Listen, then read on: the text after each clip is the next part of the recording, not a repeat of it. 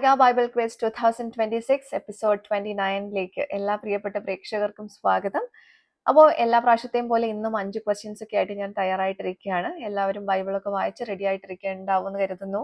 ഇന്നത്തെ പോർഷൻ എന്ന് പറയുന്നത് ലേവ്യ 23 മുതൽ 26 വരെയും മർക്കോസ് എഴുതിയ സുവിശേഷം 1-ാം അധ്യായത്തിൽ നിന്നുമാണ് ചോദ്യം ചോദിക്കുന്നത്.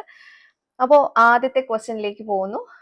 എല്ലാവരും അധികം വൈകി എന്താ പറയുക ബോറടിക്കണ്ട, ക്വസ്റ്റ്യനിലേക്ക് ഡയറക്റ്റ് തന്നെ പോകുന്നു കേട്ടോ.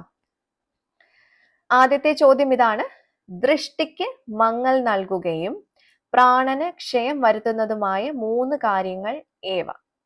ക്വസ്റ്റ്യൻ റിപ്പീറ്റ് ചെയ്യാം.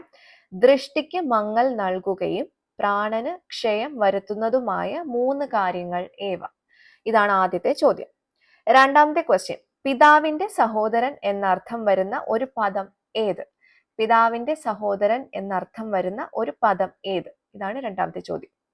മൂന്നാമത്തെ ചോദ്യം: ദൈവത്തിന്റെ 2 സൃഷ്ടികളെ 2 ലോഹങ്ങളെ പോലെ ആക്കുമെന്ന് യഹോവ കൽപ്പിച്ചിട്ടുണ്ട്. അവ ഏതെല്ലാം? ചോദ്യം റിപ്പീറ്റ് ചെയ്യുന്നു. ദൈവത്തിന്റെ 2 സൃഷ്ടികളെ 2 ലോഹങ്ങളെ പോലെ ആക്കും എന്ന് യഹോവ കൽപ്പിച്ചിട്ടുണ്ട്. അവ ഏതെല്ലാം? ഇതാണ് മൂന്നാമത്തെ ചോദ്യം കേട്ടോ. നാലാമത്തെ ക്വസ്റ്റ്യൻ: പുതിയ നിയമ പാഠഭാഗത്തിൽ ഗ്രാമങ്ങൾക്ക് പറഞ്ഞിരിക്കുന്ന മറ്റൊരു വാക്ക് എന്നുള്ളതാണ് കേട്ടോ. പുതിയ നിയമ പാഠഭാഗത്തിൽ ഗ്രാമങ്ങൾക്ക് പറഞ്ഞിരിക്കുന്ന മറ്റൊരു വാക്ക്. ഓക്കെ. അഞ്ചാമത്തെ ചോദ്യം: കുഷ്ഠരോഗിയുടെ അശുദ്ധി മാറേണ്ടതിന് കൽപ്പന കൊടുത്തത് ആര്? കുഷ്ഠരോഗിയുടെ അശുദ്ധി മാറേണ്ടതിന് കൽപ്പന കൊടുത്തത് ആര്? ഇതാണ് അഞ്ചാമത്തെ ക്വസ്റ്റ്യൻ. അപ്പൊ ഇതാണ് ഇന്നത്തെ 5 ചോദ്യങ്ങൾ. വായിച്ച് റെഡി ആയിട്ടുള്ള എല്ലാവർക്കും പോർഷൻസ് ഉത്തരം കിട്ടിയിട്ടുണ്ടാവും, അല്ലെങ്കിൽ നിങ്ങളുടെ ഓർമ്മയിൽ വന്നിട്ടുണ്ടാവും.